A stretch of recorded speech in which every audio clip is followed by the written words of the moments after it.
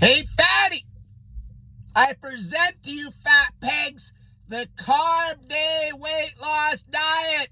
Carb Day, baby, Carb Day. How to make low-carb dieting easy as hell. Okay, so you're not day 1, day 2 on zero carb, day 3. You have a carb day. Okay, you eat carbs with purpose. Nobody goes zero carb or crazy low carb for long periods of time without falling apart. So you have the carbs with purpose.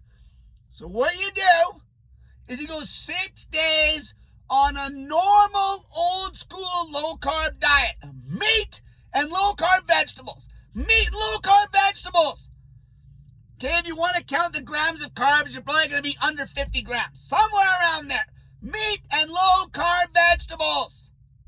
Then after 6 days minimum, if you go 7 days, 8 days, 9 days, 10 days on low carb, fine, that's fine. It's having the escape plan. Carb day, baby. It's having the escape plan. Calories still matter, but naturally you're going to undereat on the low carb days. Especially if there's a pile of low carb vegetables for volume.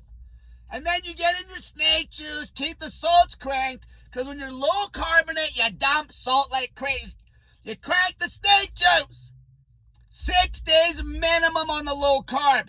Day 7, you can have carbs. You might go 10 days on low carb. Then day 11, you have carbs. Minimum 6 days on the low carb diet. Old school low carb. Don't chase fat. You just eat normal meat sources. Calories still matter. If the fat gets too high, your calories will be through the roof. And then low carb vegetables. Okay, I eat cucumbers, green beans, lettuce. Low carb vegetables. Okay, go look up what low carb ketogenic dieting vegetables are. That stuff. And then you get your carb day. Calories still matter. You hammer back those carbs on carb day. Load up your muscle glycogen. Bring up your hormone production. Okay, so you don't hit a wall. It's pointless to try to force a crazy low-carb diet. Pointless. Pointless. You'll get all the health benefits from doing low-carb for 6 days or longer, having a carb day to break it up. All the health benefits. All of them. You don't have to grind on the low-carb diet thinking that it's open-ended for days and days and days on end. It's unnecessary, because then you know damn well that you break.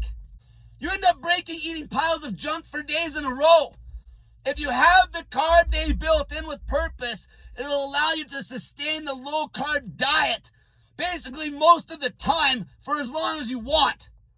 Obviously, there's some discipline. It's still not completely easy, but it's way, way more effective than just trying to grind a crazy low-carb diet for days on end.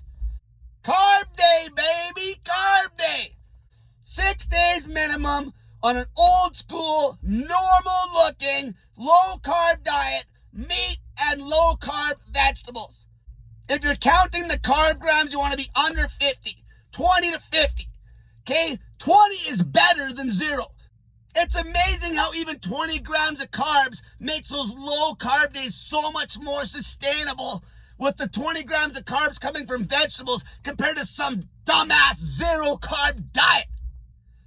Low carb, old school low carb, meat and low carb vegetables, minimum 6 days, and then you get a carb day, you fat pig.